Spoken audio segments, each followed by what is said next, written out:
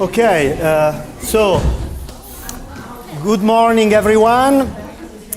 Welcome back to the Actors, Singers, and Celebrity Culture Across the Century Conference. So I'm very pleased to be here and to chair the first session of this second day. The session will be about Operatic Divas. Also, I'm sorry that I was not able to be there with you yesterday. I was giving a doctoral seminar in Rome, then took the flight. And so today, the first session, as we did yesterday, actually, we will have first the papers, 20 minutes each paper, and then the discussion at the end. So the first paper is by Clair Rowden from the University of Glasgow, from August this year. So she's a professor of musicology, and her research deals with 19th century France, transnationalism and opera, its critical reception, stage production, dance, iconography, and caricature. Her current research looks at material cultures and their relation to opera, singers, and construction on femininity and celebrity, so it's what we are hearing today, in particular through singers' jewellery. Recent publications include Opera and Parody in Paris, Carmen Abroad, Bizet, Opera on the global stage, and there is also a co-edited volume with Barbara Gentili on opera in transnational context, circulating identities and culture. So a very welcome to Claire and jewelry, celebrity, and the feminine self. Thank you, thank you.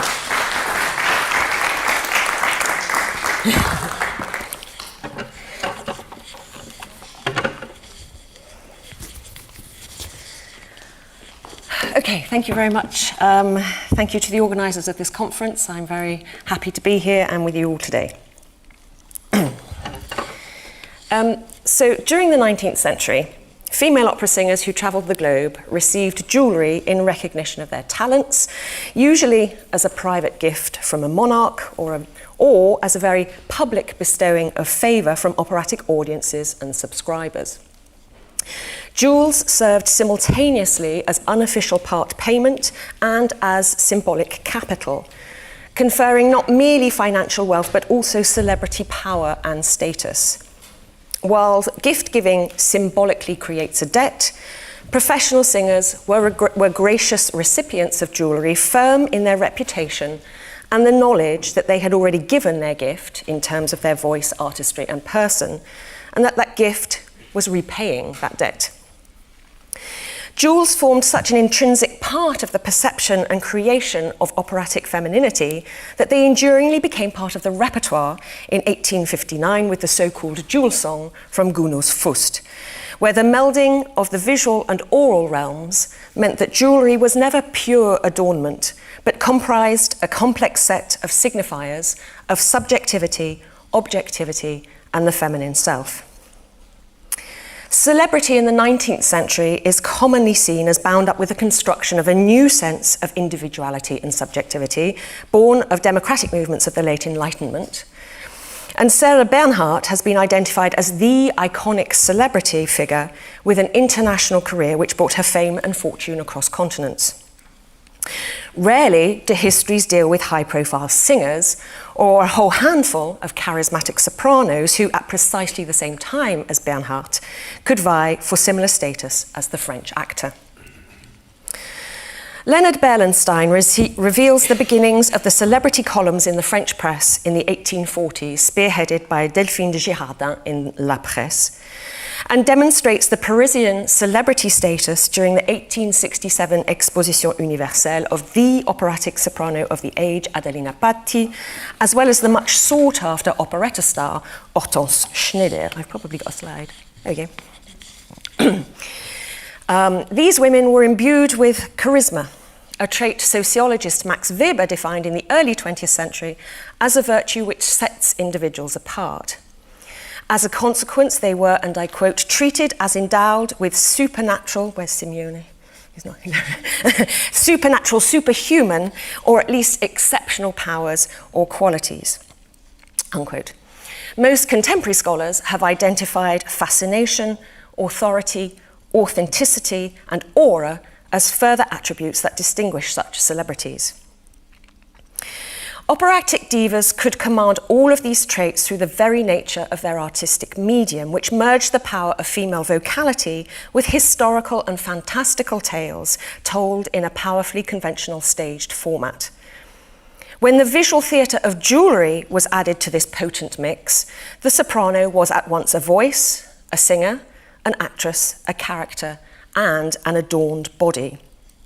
Contemporary with Weber's definition of charisma, sociologist Georg Simmel theorized the phenomenon of adornment and the wearing of jewellery in a unique and influential text that is still widely cited in jewellery studies today. He explained how adornment enhances and intensifies the radiation of a person's aura, expanding the subject's sphere of significance and the meaning of one's rank. In short, jewellery is a means of transforming one's social power or position into a perceptibly personal prominence. Adelina Patti represents an interesting case study in the creation of stardom or celebrity linked to the wearing of jewellery. Contemporary sociologist Pierre-Michel Manger, in his discussion of talent and reputation, suggests that the former is innate, part of a genetic lottery reinforced by familial and social capital. Nothing could be more true for the precocious Patti, whose talent was clear from her adolescent years, then surrounded by her operatic family. Reputation, on the other hand, is based on a cumulative advantage of the accomplishments of this talent over time, during which artists work to differentiate themselves from their peers in order to make their mark on the competition from which their value derives. Now, Patti's vocal and artistic talents through the course of her career were enough to prove her artistic value. But Manger also states that an artist's longevity depends somewhat on the non-monetary rewards they obtain from their activity. In my wider analysis, jewellery can be viewed as both monetary and non-monetary, but if viewed as the latter, it seems to fall under the banner of added value, prestige, renown, celebrity. Patti often treated her audiences to a view of as many of her diamonds as she could physically wear on stage. She seems to have instinctively understood Simmel's formulation that wearing jewellery was a sensual and emphatic distinction of the personality itself, as well as another way to distinguish herself from her peers, to make her mark and add to her intrinsic value. Of a Traviata she sang in San Francisco in 1884, a female journalist wrote that she wore mammoth diamond solitaires, squares of diamonds on a collar, 3 sparkling bracelets on each arm, diamonds in her hair and diamond rings flashing to the gallery, all these worn during the party scene of Act 1. The third act, the ballroom scene, however, eclipsed these marvels. Then all her famous diamonds came to the fore.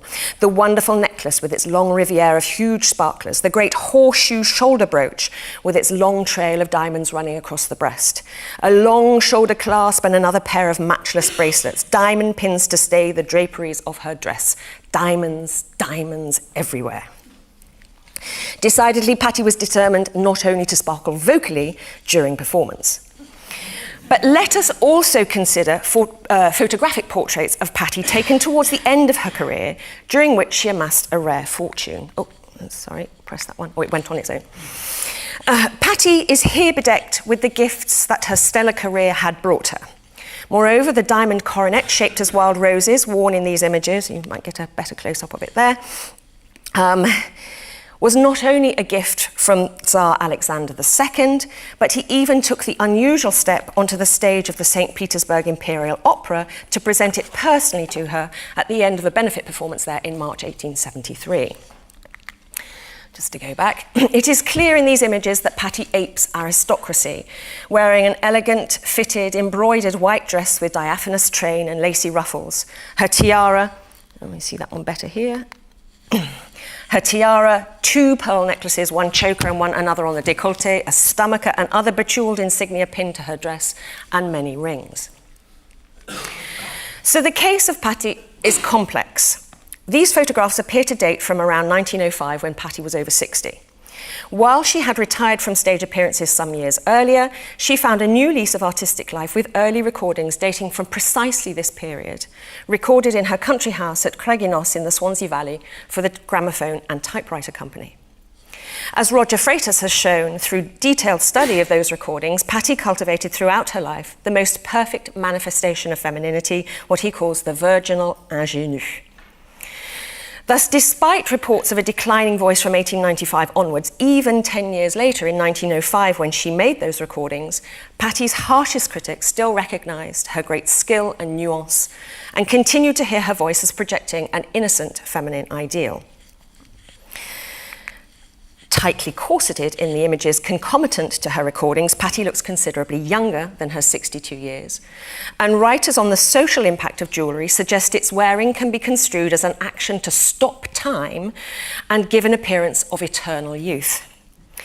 Marcia Poynton affirms, however, that while jewellery enhances the presence of the body in youth, it actually threatens it in the ageing or postmenopausal body. Thus, at this time and point in her life, Patti brought together a voice still considered young, with portraiture that displayed all the wealth of age and experience. Here, therefore, Manger's talent and reputation collide with new media manifestations and technologies to create celebrity. Almost 40 years earlier, a reviewer of New York performances of the Jewel Song from Faust reported that Patti's, and I quote, lovely voice and superb execution shine with a lustre which could cast that of any jewels into the shade. 40 years later, Patti did not hesitate to juxtapose the oral and the visual realms of her persona, mediated through modern technologies associated with celebrity, in a complex layering or even competition of identities for her audience and its gaze. Her assurance, which I guess could be seen as an agglomeration of her talent, reputation, and celebrity, allowed her to wear her accrued wealth, both on and off stage, with aplomb, in the knowledge that, rather uniquely, it neither outshone her reputation, nor diminished her celebrity, nor tarnished her voice. Zim Malik insists on the coexisting egotistical and yet altruistic nature of wearing jewellery, whereby the wearer does so to gain attention and status which is only gained through the gaze of others. Zimmel's formulation and Patti's practice, therefore, also resonate with Sharon Marcus's triangle of powerful and competitive agents, which, through various interactions, create celebrity culture: the celebrities themselves, the public, and media producers. Yes. In this historical instance, then, one might go as far as to say that the jewellery itself, along with those who wrote about it, act as an acceleration of media production. Yes, it is instrumentalised and worn by the celebrity, but through the gaze of the public, it can take on a life of its own and participates in a dialectical process of celebrity, of personal and relational identification, literally the means of crystallising the most essential social ties. Historically, for monarchs whose fame was undisputed, and our fame in this context might be seen as a non-artistic version of talent and or value, the wearing of jewellery was a way of negotiating self-image and self-meaning in the public sphere. For singers then, jewels may be understood as central to the staging and reiteration of cultural constructions of identity, femininity and celebrity, and therefore an articulation of power. Now, as Mahima mentioned yesterday, in Rio de Janeiro in August 1852, Rosine Stolz received perhaps the most famous operatic bestowing of jewellery. Alongside sumptuous bejewelled gifts, including a pearl and diamond necklace from the imperial couple, Stolz was presented with a gold and diamond crown by 80 ladies of the Brazilian aristocracy.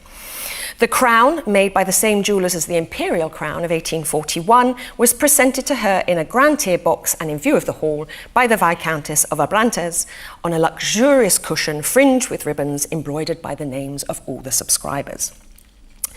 Besides this crown, perhaps I should go on to Rosine Stolz. Beside this crown, she was also given another by the theatre musicians, headed by the well-liked Augusta Candiani, a resident Italian soprano with whom Stolz had shared the stage. Candiani's gift moved Stolz and pleased the audience, one journalist affirming that, and I quote, "It is always touching to receive a token of appreciation from a friend. It is always pleasant to see consideration and appreciation of merit." Another journalist added, and I quote, "The crown offered by Madame Candiani and the orchestral musicians must have, to her eyes, great value, because it was art crowning genius, competent judges considering the singer's merits." Yet another journalist affirmed that she did not know which crown she should choose. Press reports, therefore, focus on two aspects: that these gifts to a woman were that these were gifts to a woman essentially from other women, even if the press also remarks that it was their husbands that paid for it, in recognition of her artistic merit, and that the crown from the competent judges was a more potent symbol of value than any diamonds could confer. Let's come back, we've gone too far. And yet, as cries of "crown yourself" were heard across the house, a reportedly hesitant Stolz chose, or was forced to choose, depending on how you want to read it, the crown that took her out of the artistic realm of judgment and placed the aristocratic crown on her head. She chose the celebrity option, that which marked her out as different to her peers, as exceptional, as forming part of a social, cultural, and ruling elite, and put her in the realm of power and persuasion. Such episodes may be seen as usurping of monarchical status. But as the century wore on and political regimes were liberated, republics created, and meritocracy rewarded, we can also read them as a democratization of practices which had previously only been the purview of the ruling classes. On a trip to Montevideo in the summer of 1888, Patti, who is generally acknowledged as the highest paid opera singer of the 19th century, was reported visiting jewellers to acquire further diamonds which could easily be transported back to Europe. Moreover, she also democratized elite practices by bequeathing jewels. Dame Gwyneth Jones, widely regarded as one of the greatest Wagnerian sopranos of the second half of the 20th century, inherited a necklace from the English dramatic soprano of international renown, Dame Eva Turner, who in turn inherited it from Adelina Patti. Both women treasured the bequest, both for its sentimental and artistic value. Public gifting of jewellery to a singer from a monarch or ruler recalls the Renaissance tradition of courtly masks on festival days, such as Twelfth Night or Epiphany, which acted as gestures of self-memorialization. So when a singer gives family jewels to another singer, not only is she creating an operatic aristocracy of inherited worth and value in financial and artistic terms, she is also appropriating this act of self-memorialization, one in which both parties become complicit. When this passes to a further generation, the bond is strengthened, even if that bequeathed parure turned out to be paste. In the 1887 book Celebrities of the Century, I'd really like to see one of those now, the entry on Adelina Patti stated, "The charm of her person and manner have considerably helped to enhance the effect of her brilliant and finished execution and great artistic power. Her artistic talent was evident from an early age, and her reputation was secure not so long after that. Yet, as her stellar career advanced and she moved through life, she took every opportunity to fashion a charming persona, present herself as a highly elegant woman, and moreover, an adorned body, similar to that of monarchs, that was as brilliant as her vocal prowess. Even after her death, the photographs and recordings that had heightened and multiplied her media presence continued to intensify her celebrity, and, as Sharon Marcus identifies conversely, her uniqueness. Her appropriation of aristocratic and traditional means of acquisition and transmission, leading to her creation of an artistic legacy through the bequest of her jewellery, represents yet another level of agency, multiplication and perpetuation provided by the jewels themselves of Patti's artistic persona and celebrity. For her final return as Violetta to Covent Garden in 1895, aged 52, Patti had some 3,700 diamonds, no doubt including those she bought in Montevideo, sewn into a jewelled bodice. The spectacular bodice was worn alongside her coronet, sapphire necklace and bracelets. Later, in concert appearances in the new century, it was recalled that she came in like a flame, with diamonds from head to foot, diamonds shimmering and trembling from her hair, gleaming from her neck, glittering from her gown and arms and hands. When she walked, she blazed. It is undeniable, therefore, that Patti knew enough about the refractive nature of cut diamonds to instrumentalise this unique property under stage lights. And the spectacularisation of her adorned body on stage and in photographic portraiture screams glory, glamour, fascination, authenticity, and utmost value. Thus, her wearing of jewellery, her recordings and her photographic images, combined with her live performances, not only confirm her artistic reputation, but mediate her celebrity. Singers and their jewellery and the ways in which it was procured, gifted, worn, used, displayed, viewed and perceived by audiences creates a case study imbued with ideological significance relative to bodies and by extension to gender and sexuality, worthy of contemporary celebrity studies. These most personal and intimate of treasured possessions became not only important differential markers of celebrity, but also of respect for idolised performers, recognition of not only their media status, but also their cultural power and vigour. Yet their manipulation and presence, previously confined to royalty and heads of state, conferred social and political status that went beyond the realm of artistic endeavour. In the visual theatre of jewels, worn both on and off stage, singers such as Patti desacralised monarchical standing to fashion a new celebrity feminine self. Thank you.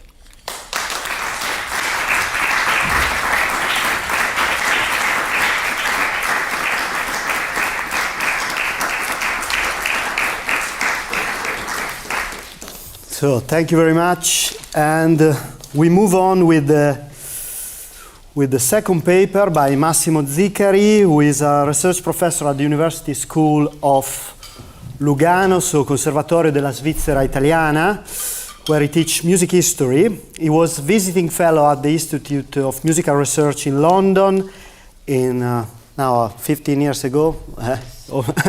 His studies focus mainly on opera reception, the historically informed performance practice of Italian opera, and early recordings as a source of reconstructing past performance practices.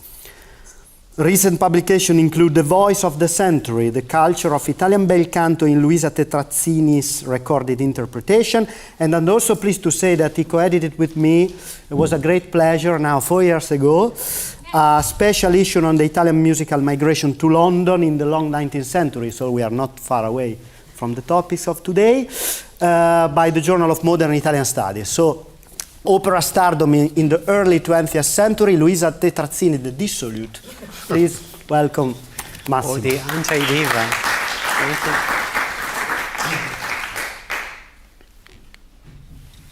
Thank you.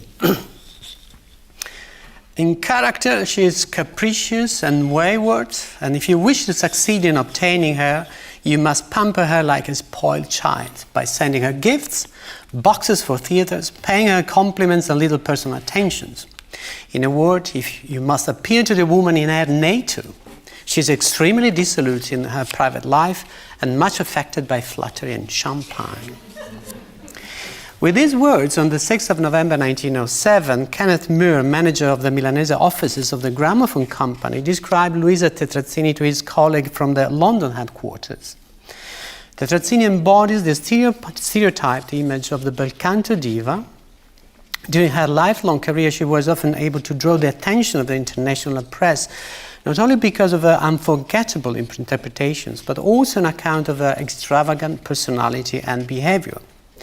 In this paper, I will revisit some key moments of her career as an internationally acclaimed diva and explore how her exceptional artistic talent, as well as her eccentric behavior, helped to shape her public image, thus leading to a level of popularity comparable to today's pop stars. As we will see, her extraordinary success had significant financial implications, and she appeared as a testimonial in many commercial enterprises. However, I will also question the notion that she was a dissolute woman. In fact, although some accounts describe her as being attached to money, there is no evidence of her engaging in truly dissolute behavior, except for a number of unfortunate love affairs and 3 equally unfortunate marriages. To do so, I will refer to periodicals in both the UK and USA that provide extensive coverage to her private and public life. Born in Florence in 1871, Tetrazzini was never affiliated with any important school or leading master. Her vocal compass went from B below the stave to the E above it and could reach the top notes with extreme ease. Contemporary critics did not fail to notice the pearly quality of her staccato and the proverbial agility she showed in the upper register. Tetrazzini was well aware of the anachronistic position she occupied in the early 20th century operatic firmament. The repertoire she sang, in fact, mostly Rossini, Donizetti and Verdi, and the vocal style connected with that were often stigmatized by music critics as outmoded, trite and hackneyed, especially when compared to the recent development of post-Wagnerian opera in Germany, France and also Italy. A self-made woman, during her lifelong career, she made a fortune, got married 3 times, and died in poverty. A turning point in Tetrazzini's career was her appearance as Violetta in 1905 in San Francisco. On the 20th of January, Blanche Partington of the San Francisco École drew her reader's attention to a phenomenal success and commercial value for the opera season. And I quote, "Real clothes at the Tivoli, a Traviata that ripped, and the largest house of the season last night, bar that of Lucia. Nothing could better illustrate the commercial value of the star system than the houses of the last and preceding nights. Manon was an opera practically new to Tivoli goers. Half a house greeted it, true, there was much weather outside. La Traviata, that one has been accustomed to regard as hackneyed, thin enough vehicle for the human lark, with Tetrazzini crammed the theatre. Practically the season had divided itself into Tetrazzini nights and other nights. When Tetrazzini sings, the people will go, whether Mr. Verdi, Mr. Bizet or anyone else made the opera, and no matter how he made it. The attitude is not artistic, but perfectly natural. One can very fully excuse it while Tetrazzini sings, for her every appearance only makes it more apparent that here indeed is an extraordinary singer, a rare vocal preciousness." Although skeptical about the true value of the old bel canto repertoire, the critic acknowledged that the success originated from the dramatic quality of Tetrazzini, so not just the voice, but the dramatic persona, I would say. And I quote, "Every phrase, every note of the opera was charged with meaning, the whole thing gathering significance, picturesqueness, dramatic intensity, as with no other Traviata of my experience. Tetrazzini contributed tremendously to the dramatic illusion. The voice of Violetta became actually human in her interpretation. All the vocal embroidery was most deftly fitted to the dramatic need." So the sensational triumph of Tetrazzini and the extent to which she could determine the commercial success of the theatre is evident in the expression used by Blanche Partington, "Tet nights against not all the others." So Tet nights were those nights when people would cram the theatre to hear her sing, while on off nights the theatre would only be partially full, but with a more select audience. A similar picture was offered by the same commentator on the 25th of January the same year, when she appeared in Gounod's Faust. "There were probably 1,000 more people than seats at the Tivoli last night for Faust, and 300 or so of them elected to stand on their own feet or their neighbors' feet. The rest went down Eddy Street wondering why the architects hadn't made the Tivoli bigger while they were about it." So the commercial success caused by Tetrazzini was such that at the end of the season, the Tivoli management decided to extend the opera season for a period of 2 more weeks. 2 years later, on the 22nd of December 1907, the New York Daily Tribune commented on the very promising London opera season at Covent Garden, using the same expression we found in Partington. "Madame Tetrazzini, having redeemed the fortunes of autumn opera at Covent Garden, always a hazardous enterprise, is now commonly known as Tet. She has suddenly become what is commercially known as a valuable asset for opera in London. At the close of the season, 2 Tet concerts were arranged, and every seat was taken. Another was announced, and so great was the rush for the seats that a 4th was necessary. In 90 minutes from the opening of the box office for the final performance, 2,000 seats were sold. Madame Tetrazzini will be the favorite at the regular season during the spring.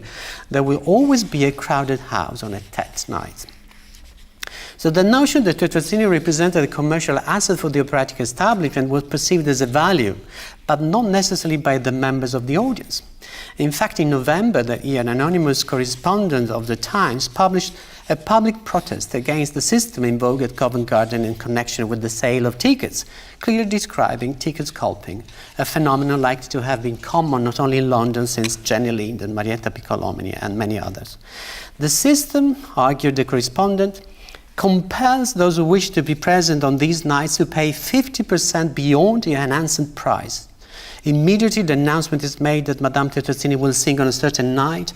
The box office at the theatre is thronged with applicants for tickets, who are informed within a very short space of time that all the tickets are sold, not to intended hero of the opera, but to box office keepers and speculators who charge an extravagant price that can be screwed out of the public.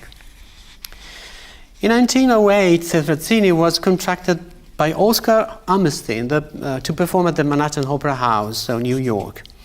Her arrival, and this is the word, her arrival in New York attracted considerable attention, with the world publishing picture of her alighting from the French liner La Lorraine. She disembarked with 2 loads of trunks, also a symbol of prominence and kind of status, and was greeted by Hammerstein, Cleofonte Campanini, the conductor, and his wife Eva, Tetrazzini's sister. The 2 sisters had not spoken for 14 years, and finally the reconciliation was complete. And you can see the 2 sisters hugging and kissing, and Hammerstein welcoming, and so forth. So again, the press granted extended coverage. Her rapture success was chronicled by the Evening World, which published her pictures surrounded by a parade of iconic operatic stars. And you can see Tetrazzini, thank you, Melba, Patti, Lind, Nilsson, Hammerstein, and Luisa Tetrazzini lying on a couch. Possibly this is La Traviata, last scene where she is dying, but very in good health, I would say. So the same periodical, the Evening World, pointed out the financial implications of her performances. It presented the drawing of a plump soprano singing Golden Notes. Plump, amiable Italian woman will this evening earn $2,000 by skillfully using the muscles of her throat, lungs, and diaphragm. She will add to the bank account of Oscar Hammerstein as well as to her own, because of the seats for her appearances at the Manhattan Opera House have been sold long ahead. So her popularity in the USA grew even more in 1910, when she was invited to perform a free concert on Christmas Eve in San Francisco to honor the city's rebuilding efforts after the devastating earthquake and fire on 1906. Newspapers literally competed with each other to provide readers with hyperbolic descriptions of the crowd that attended this unprecedented open-air concert. It was estimated that the number of people attending ranged from 90,000 to 250,000, and I will show a picture in a moment. The San Francisco Call remarked that the fact that such a large and rapt audience was able to listen to her voice in perfect silence. And here the estimates. Some journalists tried to calculate how many people could fit in each road surrounding the square where she sang. Then she sang. Helmholtz may explain it according to theories of overtones. Vocalists may account for it by methods and relaxation of the throat. Physiologists may account for it in the size and health of resonating cavities. And experts on breathing may say it's a matter of diaphragm. I will not attempt to decide, but I will simply announce the fact that when Tetrazzini sang The Last Rose of Summer, her song was upborne on wings and floated free and tremble and lovely to the extreme verge of the silent crowd. The spell of an art more personal, characteristic, and intimate than any ever possessed by diva of Latin song was cast over that cosmopolitan audience, and they were as one. Tetrazzini could literally keep people spellbound thanks to the quality of her voice and dramatic persona. She cultivated the art of theatricality and impressed the audience by virtue of her extraordinary, unsurpassed ease when singing extremely difficult passages in the top register of the voice. In 1908, the critic of The Sun interviewed her, commenting on how she could take the highest passages in La Traviata, and I quote, "Not as usual, by a step forward toward the orchestra, a raising of the head so as to give the throat full expansion and an uplift of the eyes to the flag gallery. When Madame Tetrazzini accomplishes it, she leans over and picks up a long train as coolly as if she were asking in an ordinary conversational tone what the weather was." But if this part of the story is consistent with many others, I think of Marietta Piccolomini, Jenny Lind before her, or even Nellie Melba, Marcella Sembrich, there's a number. There is a more peculiar aspect to Tetrazzini's public image that has emerged gradually but clearly over the years, her eccentric, perhaps childish personality and her relationship with money. In March 1905, Blanche Partington again commented on Tetrazzini's inappropriate behavior on the occasion of an afternoon concert at the Tivoli, San Francisco. So the concert was conducted by Giorgio Polacco and devoted to Beethoven and Wagner. And she had to appear singing one single showpiece, the Polonaise from Emboîtement Mignon. And I quote, "Someone should have told Signorina Tetrazzini last Sunday afternoon that it was Signor Polacco's symphony concert and not a Tetrazzini pink tea that was going on at the Tivoli. The singer seemed to be a leader in error in the matter.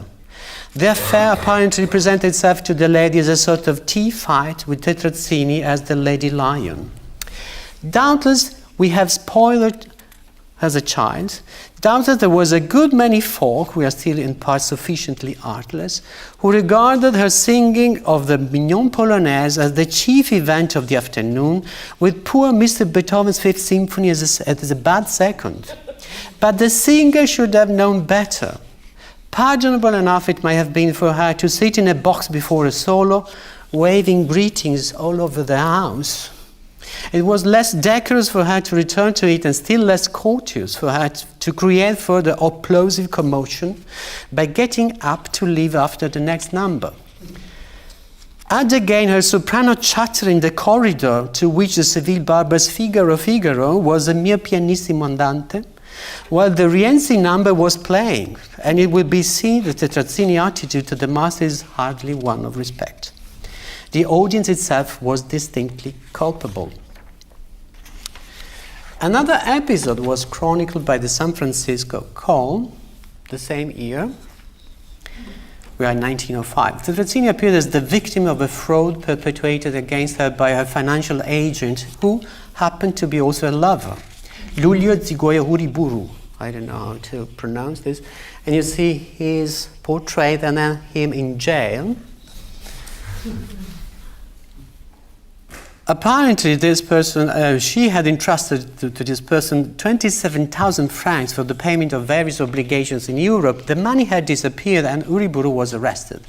The article described at length the situation of distress, and I quote, "Last night she began to realize the full force of the blow and was taken with a violent attack of hysteria. Her immediate friends came to her with all the solicitation at their command and tried to assuage her grief. They were only partly successful, however, for early in the evening she succumbed to the strain and was put to bed.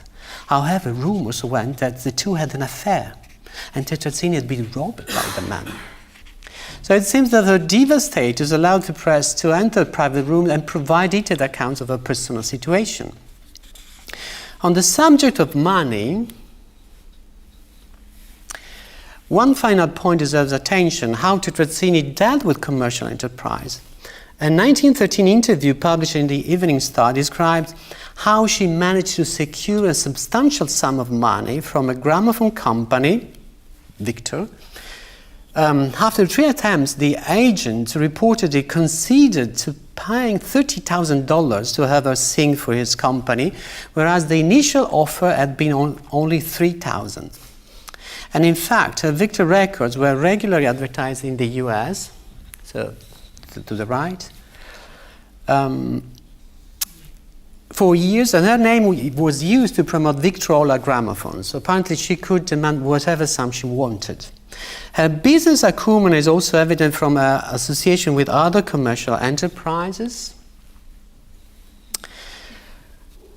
for which she acted as a testimonial. For example, in 1908, she endorsed the auto piano, which you can see to the left, for which she, a self-flame piano with a pneumatic mechanism using perforated paper rolls like a Vertemignon.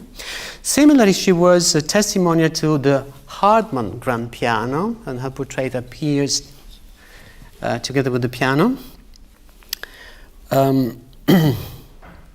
But was also required to pay large, but on the other hand, she broke her contract with theatre managers on more than one occasion, and she was then required to pay large sums of money for failing to honor the agreement. Still, she was happy to appear paying her income tax in New York, this is the central, very proudly, or buying a fancy electric car. So she, in the picture, she's driving an electric car, so how much ahead of time. So in 1920-21, this is the Tetrazzini tour. She was on tour in the US and traveled like a queen, literally, in a carriage originally built for President Wilson. She was described as a gay, fat woman who enjoyed food and traveled with large quantities of spaghetti and other Italian delicacies. And I think it is emblematic that she was taken, a picture was taken with the cook and possibly the waiter attending her and serving food all the time. So, in 1926, her disastrous third marriage to Pietro Vernati, and here we have a picture. An adventure 23 years her junior gave her the last and definitive blow. In her last years, Tetrazzini was surrounded by some good friends, but also besieged by spiritualists and other charlatans who trickled her into unsuccessful real estate investments and similarly disastrous financial enterprises. In 1937, an American journal reported that she had to give lessons to make a living, I would say to survive. And when she died in April 1940, she was virtually penniless. All the same, when it is easier to understand why she was described as a spoiled child, it is more difficult to understand what was meant by dissolute woman. Thank you.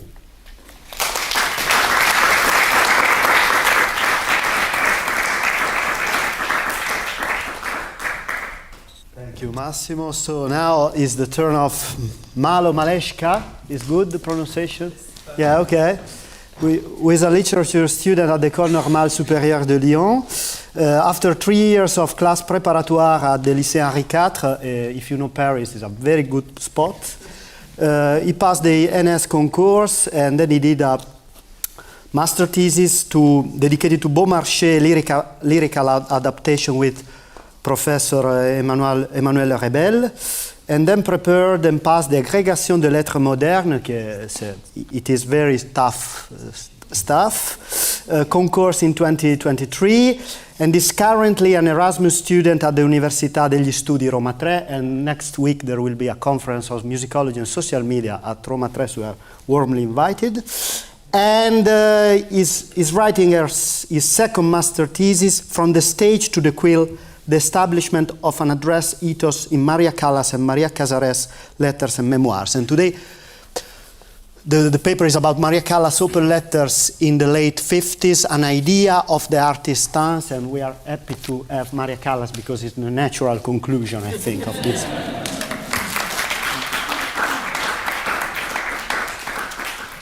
So yesterday and today we had the chance of hearing about female opera singers. Some of them were really famous in their time, but a lot of them, I think we didn't all of us didn't know about them. With this presentation, I can only assume that a few of you might know the person I'm talking about. If you don't, however, just know that in terms of opera singers and celebrity culture, it doesn't get better than that. So Callas has written memoirs in Italian in 1957 fragments of a sequel in English in 1977, and hundreds of letters in 4 languages sent all over the world. I can't go back on the entire history of this text. I only want to draw attention to the editions I'm working on. One of them is in French and the other in Italian, and both has been established by Tom Wolf, a photographer and filmmaker who hasn't had any academic background about editing nor publishing, and an English edition is supposedly on the way. My work essentially focuses on the writing of female opera singers and how these texts challenge the public discourse about women in the public eye. As such, Maria Callas appears to be an important figure because she was both admired and criticized by the press during her career and even long after her death. My approach of these texts will be literary. I will consider Callas as a writer, which implies a precise attention given to her style. I don't have access to the English version of the text, so the translations you will see behind me will be either Italian translated to English or original English translated to French and Italian and brought back to English by myself. Among all Callas's letters and memoirs, I choose the specific form of open letters because I consider them to be representative of her will to create an ethos, a personal good image of someone's self, in contrast to the image sketched by others. I want to focus on a precise period of time from 1955 to 1959, the peak of her career. Callas encountered multiple scandals, including concert cancellations, breaches of contract, and smear campaigns. Acclaimed on stage, her voice went unnoticed in the aftermath of these events amidst the media uproar. She was attacked by several theatres, including La Scala in Milan and the Metropolitan Opera in New York, never the Royal Opera House, and her image of a capricious diva began to settle. These letters illustrate her will to overturn the situation by giving to the public her own version of the fact. So I want to first examine how Callas takes up the traditional rhetoric model of the open letter, and then I shall study the literary recreation of an ethos made of humility and pride, and finally I want to emphasize on her very personal way of replaying the opera in the letter in itself by becoming her character outside the stage. So first, Callas's takes on the rhetorical form of the open letter. So the open letter is a particular form of, inside the theory of letter writing. There isn't a single recipient, but several. As the researcher Marie-Claire Grassi showed, the open letter takes up the model of the private letter in order to share political or philosophical ideas to a broad audience. According to her, the open letter is a literary genre rooted in the polemical register. In an open letter, there can be a specific recipient, but they are just a pretext to speak more widely, as we can see here. The apostrophe, Mr. Director, is referring to the director of the journal in which Callas's letter is published, but the real recipient is soon revealed. I thus turned to the public who last December, after my return from America and my entry into La Scala to attend a performance of Aida, showed me such affectionate and spontaneous sympathy, as to say, the public of La Scala. In that way, Callas places herself in the footsteps of previous women of the stage. I will talk only about the French because that's the woman I know. I think about Olympe de Gouges, the revolutionary and feminist and also playwright, Georges Sand, and Marie Dorval, a French comedian from the 19th century who was actively battling for the approval of the Parisian audience. Callas hasn't had any academic career, academic formation, and didn't go to college. Yet her open letters reveal a certain knowledge of the rhetoric, as it has been theorized long ago during the antiquity by Quintilian and Cicero. I will take the example of a short open letter of April 1958, 4 months after the scandal of Rome, when she had to cancel mid-performance. She returns to the Italian stage for the first time. She starts with an introduction of Exordium. I was asked to briefly write down my impression of that special evening of my returns to our stage. Our stage is very a big way to include the public with her. She also talks about the most famous and the most difficult stage of all. She's talking about La Scala. Her letter is, from the beginning, full of compliments. And then she initiates her statement of case or narratio. I started my day well, blah, blah, blah. And then she will talk about her success. Then she initiates her, then followed by a series of questions, the division, no, it's the same one, or subject of conflict. If we had to sum up, why me? What is the reason for all this? And the reason for all this pointless chatter? Is it to always blame me for everything and everyone? A form of refutation or confutatio is also present, insisting on the anxiety of the show to come, only to have the discourse turned by a resounding success. So she said that she was very, very stressed. It was not until today, 3 days later after the performance, that I realized my success because I was too morally tired of all the attacks by the press, etc.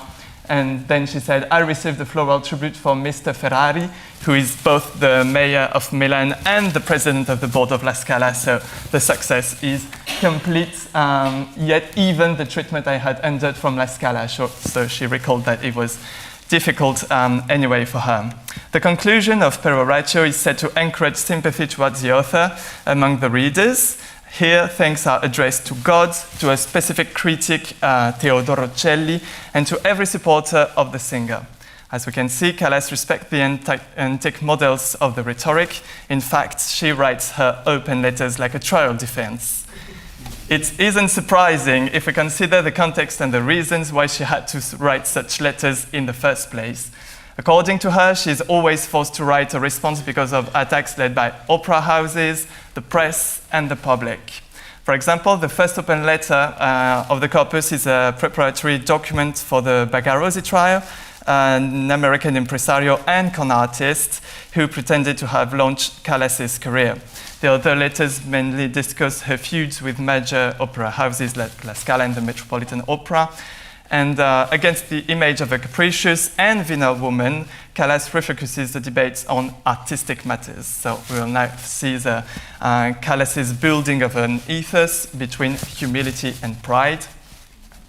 The public discourse about Maria Callas is, of course, rich and Protean, yet it is interesting to study how she challenges these images of herself in her own writings. During the Chicago incidents, where she is awaited just out of stage by sheriff, a photography presents here a disheveled and furious Callas.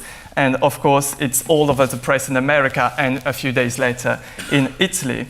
In her open letter, she clarifies the fact. I was waited, seeing people trying to hit me. Naturally, my colleagues protected me and escorted me back to my dressing room. And she, of course, insists again about the emotion of the performance she just did and the warmth of the public, with all its emotion and the standing ovation of the good Chicago audience. So here, it's again a way, the flattery of the public is a way to preserve her relationship with the public in America. She often insists on the artistic side of the feud because she masters it better than a lot of her counterparts. When the Metropolitan Opera accuses her of a breach of contract, she doesn't discuss the legal terms, but she explains her artistic reasons. Given that I'm the only soprano capable of singing both Lady Macbeth and Traviata's Violetta, I think that authorizes me to have a certain opinion about what can be and can't be done with these two roles. She pits her good knowledge of the repertoire to the alleged ignorance of Rudolf Bing, the director of the Met. Above all, this extract, among many others, demonstrates her pride, always balanced by the opposite affirmation of her humility. For example, in the aftermath of the Rome scandal, she presents herself as a victim of their circumstances. So this is a discourse by the people of the Rome Opera. Replacing you, brava, and by whom? Besides, people have paid to hear Callas. You know, there is not much you can do. You have to sing. She had lost her voice. and so she states, wasn't it better for one person instead of so many others to go out on a limb and sing as best as she could, putting her reputation on the line, won over so many hard years of career? Wasn't it better for this Callas to sing, whatever the case may be, the best she could? She refuses to be seen as someone who also had betrayed the Italian president at the occasion, because Giovanni Gronchi was present at the show that was cancelled mid-performance. On the contrary, she puts forward the only allegiance that matters, according to her, her duty toward the composer Vincenzo Bellini. I didn't offend Giovanni Gronchi. Of course, I remembered at the time that there were another figure in the theatre worthy of the greatest respect, a figure whose very name was printed on the posters, Vincenzo Bellini. She puts the composer above the head of state, thus affirming in grandiloquent style her allegiance to art before anything else. Of course, the boundary between humility and pride is very thin. It's because she defends her dedication to art that Callas reveals her pride. Her ethos can be also illustrated by counterattacks. So first against the director of La Scala, Antonio Gringhelli. What has Mr. Gringhelli done during this whole period of time? He was supposed to clear her name in the press, to fulfill not only what he owed, but also what he had promised to do, nothing in capital letters. And then to the Metropolitan Opera again, always Bing. And she said, so she didn't want to mess up with two different roles, Violetta and Lady Macbeth. And she said, the madness of this poor Lammermoor girl is nothing, from Lucia, is nothing compared to Bing's stubborn incomprehension. The irony of the Lucia reference indicates another crucial aspect of Callas's open letters. She constantly refers to the opera she plays on stage, to the point of becoming one of her characters, which leads me to my last point, the complex relationship to the operatic characters, which is a key to Callas's writings. Biographies, articles, critiques, the public discourse around Callas is full of texts that made the singer one of her characters. Because the real diva should be like an opera character, ferocious, tempestuous, capricious, loud, and above all, dramatic. We could think that Callas would deny these preconceived ideas in her own writing, yet she does something a bit more subtle. She redefines what being a diva means by associating this pejorative term to a work ethic and a commitment to music and theatre. In that regard, she doesn't contest her deep connection to some of her characters, but not all of them. For example, in her memoirs, she talks about her limited empathy towards Tosca, yet an opera singer just like her, because she considers Tosca too nervous and anxious. Two other characters stand out in her open letters, Violetta from Traviata and Norma, which is the continuity with what you said yesterday.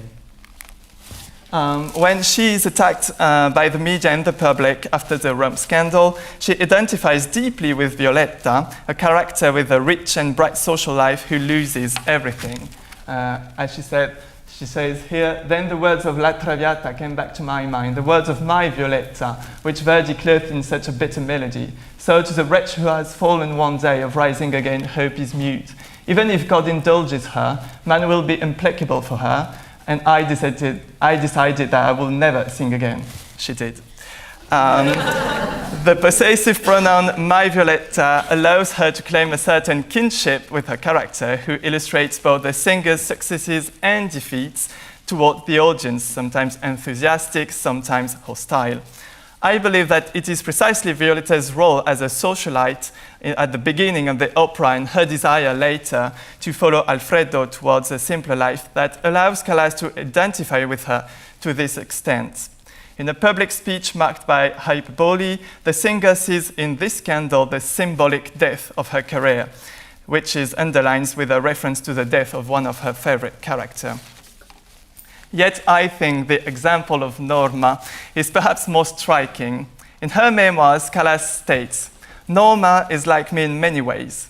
She can appear to be very strong, sometimes ferocious, but in reality she is a sheep that roars like a lion.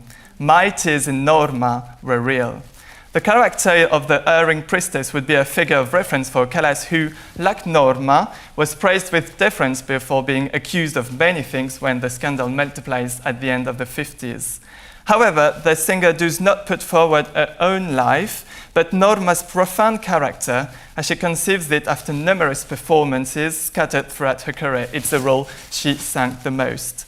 The description of the character thus acts for the reader of the memoir as a self-portrait, and the reader discovers in a few lines the main components of Callas's ethos and how she puts it forward with this character. But there is more to it, especially in the open letter about the Rome scandal. Norma's story becomes an interpretative matrix derived from singing and performing, which Callas reappropriated in order to reread her own life. As we can see here, so she has to sing without her voice, which is very difficult. I heard the result of my singing and said to myself, my God, the center is already completely gone. Let's hope the rest holds out.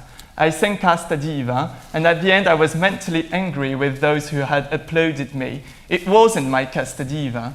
I didn't want any applause. Then I sang the Cabaletta, using my technical resources with terrible tension, and finally I left the stage. It was over, it could only be over. Adalgisa and Polione on stage continue their duet, which closes the act, but I had already made up my mind, and I was repeating it loud and clear backstage. I would not continue. So here, the infamous evening reveals Callas' total commitment to her art, constricting the account of the performance as a tragedy. In other words, as Norma being played on stage. Not only she identifies with the character, but she conceived the whole evening as a real recreation of the opera, both on stage and backstage. We have the characters, namely stand of the performance, Adalgisa and Polione, the crowds of worshippers, in this case the audience, the sacrifice of vital forces. I then sang the Cabaletta, employing with terrible tension all my technical resources, faith, in this case in art, and the final refusal. Norma lived the multi-world, she dies, and Callas leads the performance. The singer uses the tragic mechanism of the opera in question to draw an implicit but obvious parallel between fiction and reality, between the diegesis and the condition of its performance. The performance writing and her vision of public events are thus deeply rooted in her experience of the stage.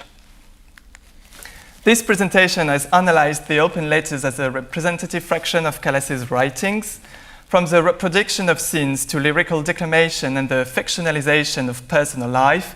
The singer remains dependent on her experience of acting and singing, which I believe makes her writing so interesting. Thank you.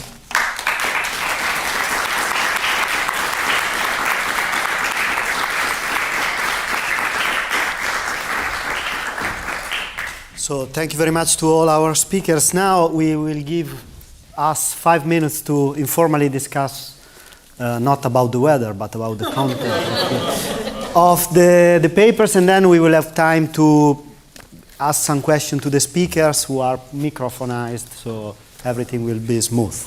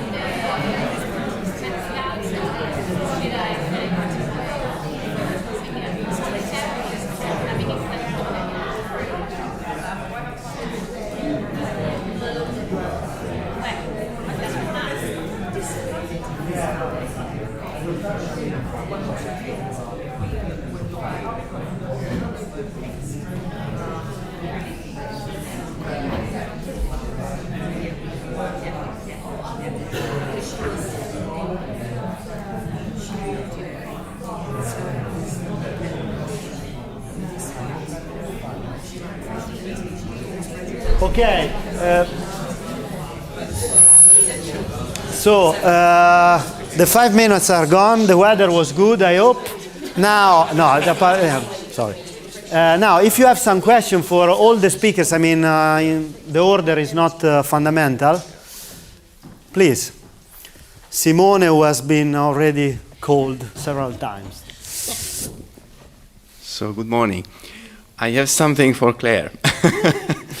Okay, thank you very much. Well, was very well connected with my paper, and interesting was that Patti was the diva of the end of the century. So the little diva, I found really a lot of the times this. But it remembered me something similar, because I don't know if you have read the Toti Dal Monte's autobiography. He spoke about her passion for diamonds, and that she spent half of her cachet in South America with these Colombian emeralds and diamonds. But I remember she used that for the concert dress in the same way. So I think it's very connected. Yeah, I think she really knew about the refractive nature of diamonds and what they could do under house lights, and whilst the bit that she bequeathed to Gwyneth Jones and then, to Ava Turner and then it wasn't actual diamonds, it was, it was cut glass. No, it wasn't real in the end, and we don't know if Ava Turner actually knew whether it wasn't real or not, but Gwyneth Jones found out it wasn't real when she sent it to the jewellers to be cleaned. But at the same time, Patti obviously knew about the way it worked under the house lights and used and instrumentalized that to create this dazzling persona. Please. This is for Claire as well. This is a trivia question, but what happened to her diamonds? Any idea? So, like Tetrazzini, she had a third husband over 25 years her junior, and who was of Swedish nobility. We don't know. Basically, apart from the very small things she bequeathed, very few items, she bequeathed a couple of items to her sort of staff and that sort of thing, and all the rest disappeared into his family.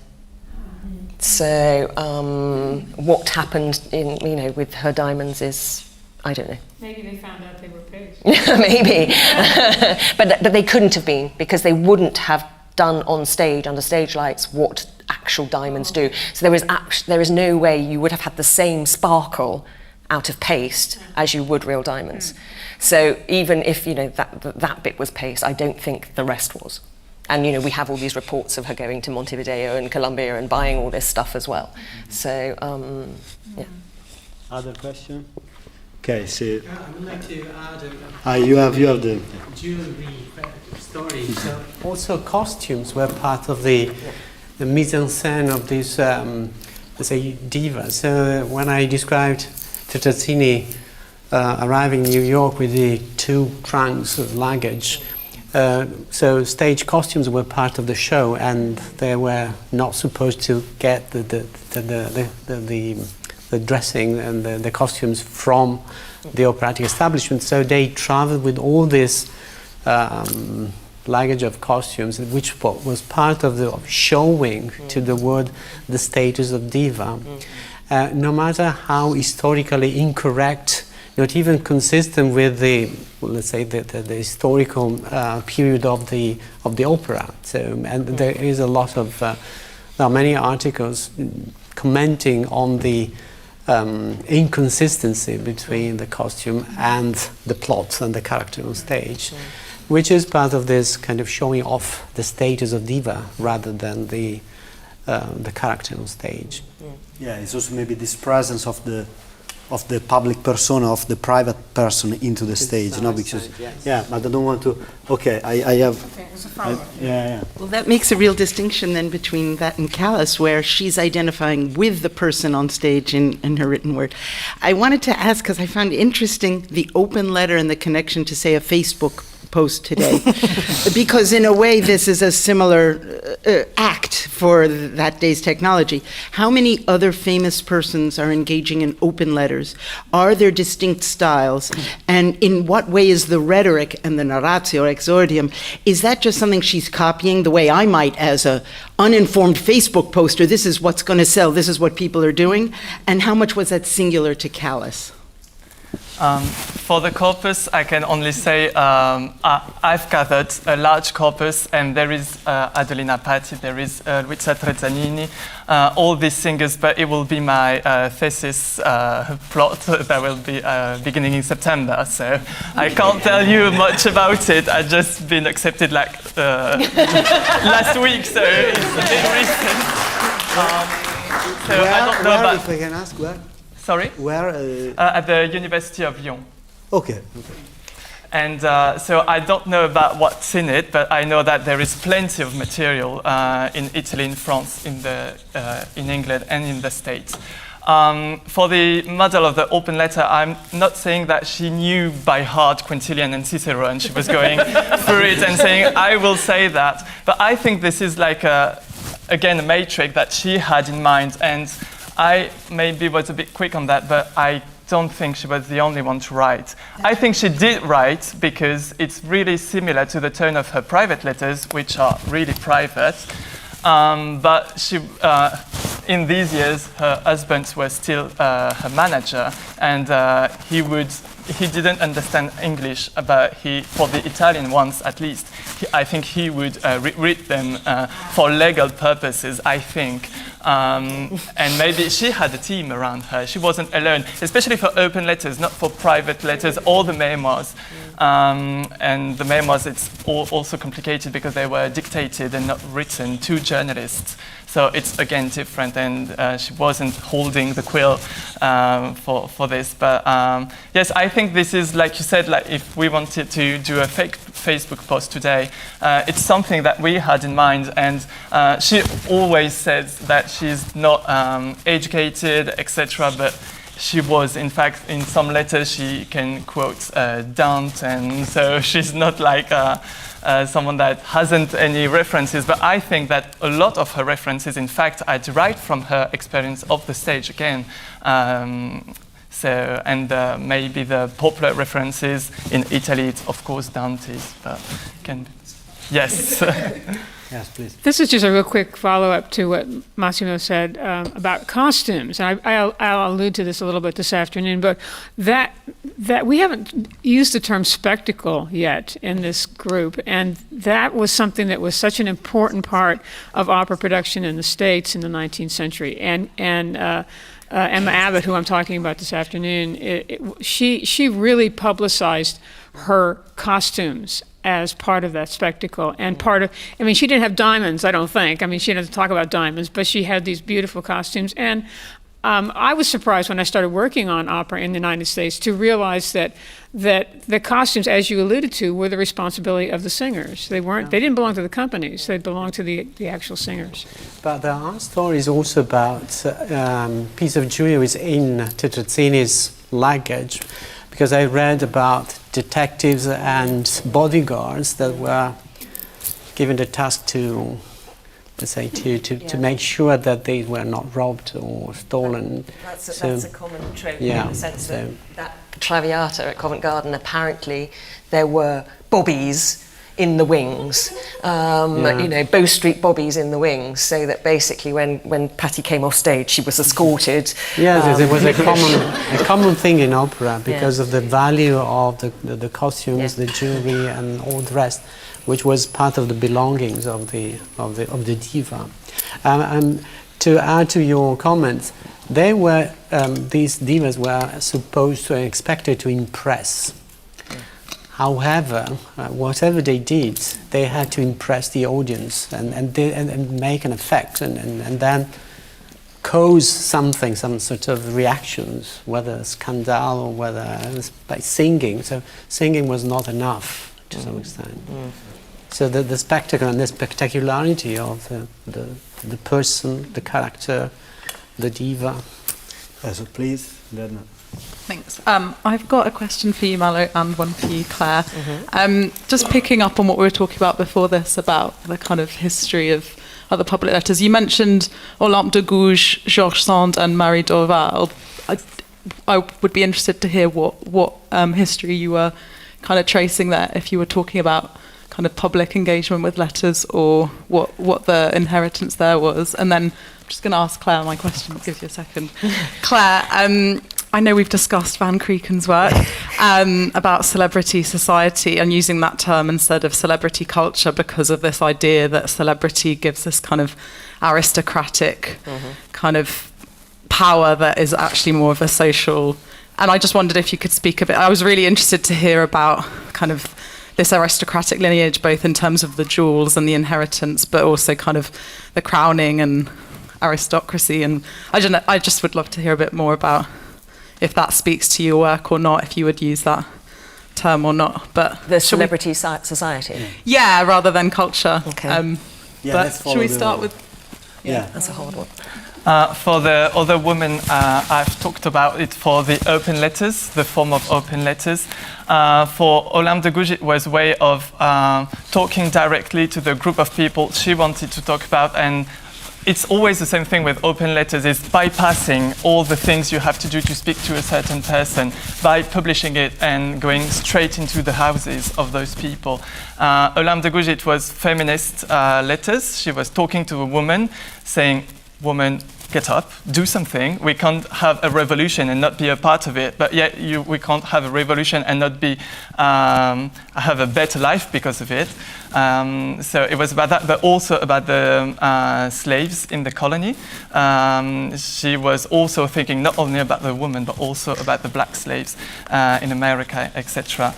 For Georges Sand, it's because she's not in Paris, she's in Provence, like outside Paris, and it was a way for her to influence the Parisian stage and the reception of her work in Paris. And it's kind of the same thing with Marie Dorval, but it was not real open letters. She was writing to her lover, who is a very important French poet and playwright, Alfred de Vigny.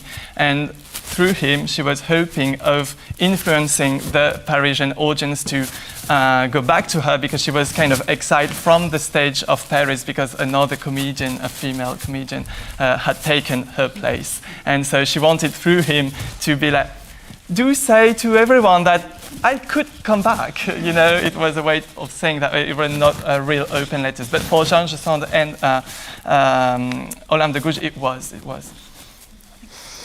I don't know if I've particularly got anything I can answer to your question. Yeah, I mean, in terms of the society, it is something that is created by everyone. So it is a societal.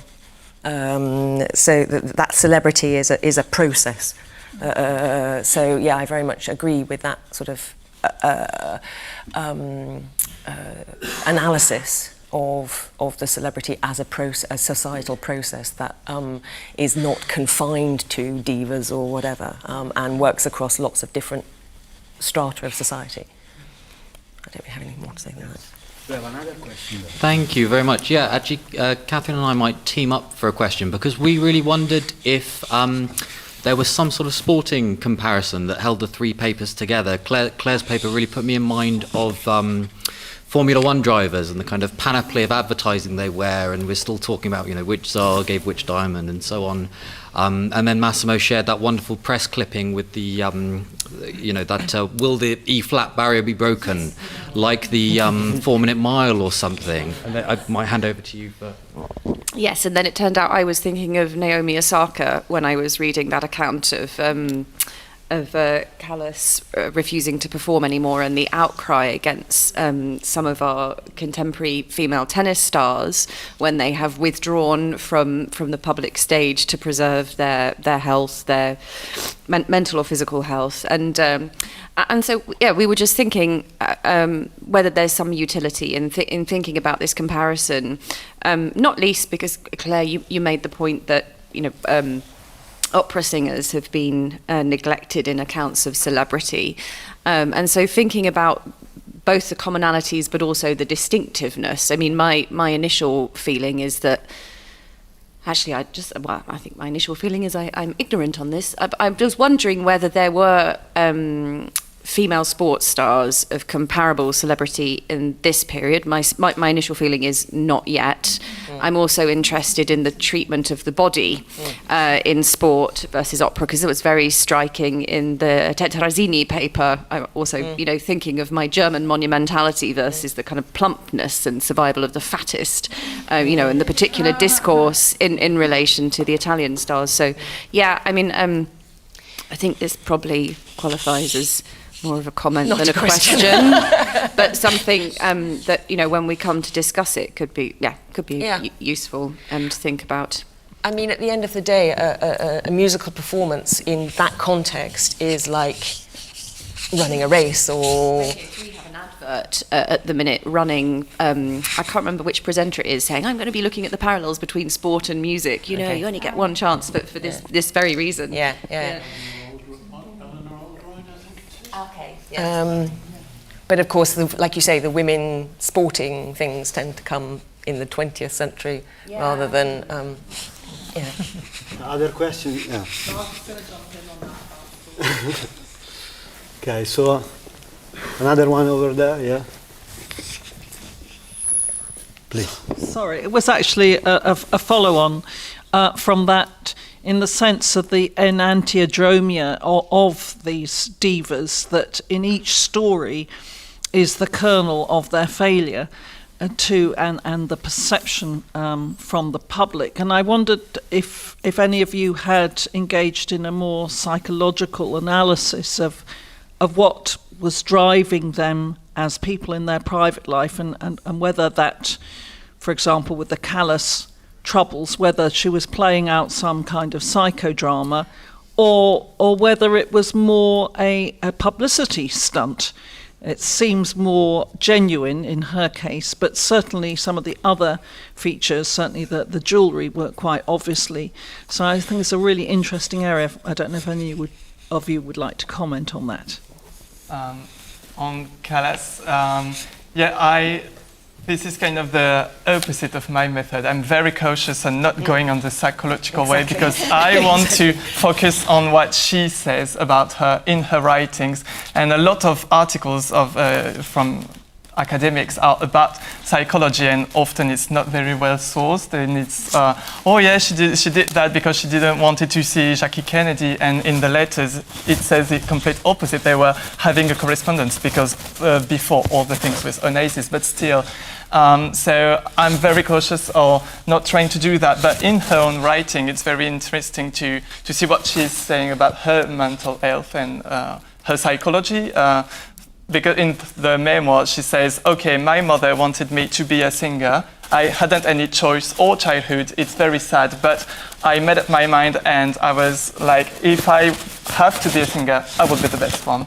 There is no midway. And this is exactly the same thing in different scenarios. With Maria Casares, the comedian I was comparing Callas to, she has this motto that is exactly the same word for word in Callas and in Casares. It's everything or nothing. And so she has this kind of, she knows herself and she can analyze herself, but I don't indulge on myself doing so. Agreed. Could I just quick follow on? Yes, I was hoping you would. Quick follow on. There is a new-ish biography by Paul Wink, who's a psychologist at Wellesley College in Massachusetts, and it's a psychological portrait of Callas. And he delves into things like trauma and the aftermaths of that.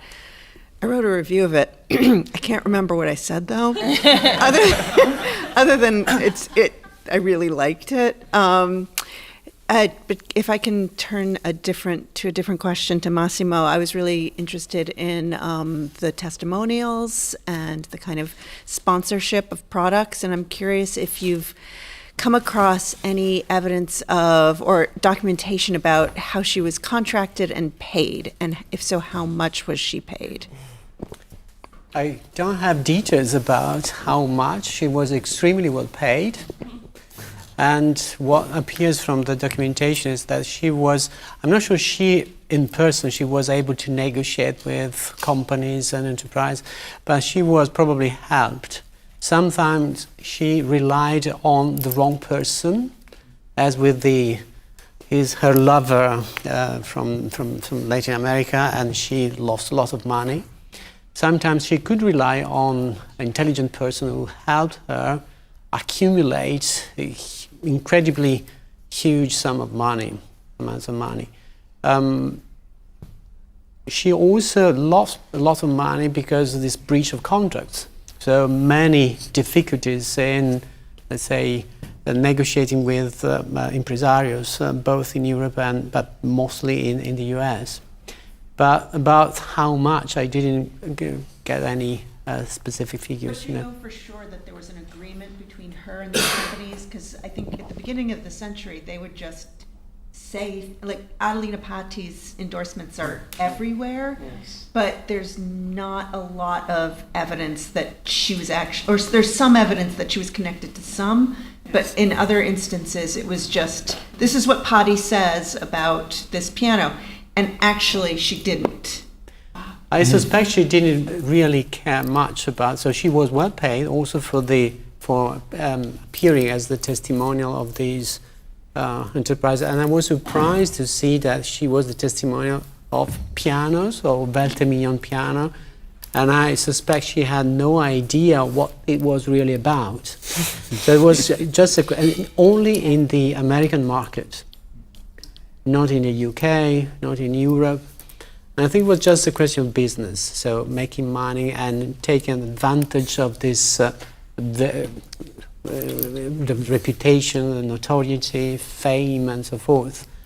So the same way she was able to draw 100,000 people in an open-air concert, so she was able to sell whatever, could be cooking pans. Okay, the last one, yeah. Okay, hi, thank you to all three of you. This is perhaps more of a comment than a question, but I began to think of skill. Like, all these three women had great artistic skill, and whereas Adelina Patti, she knew that it was a great effect that she would appear on stage with a diamond dress.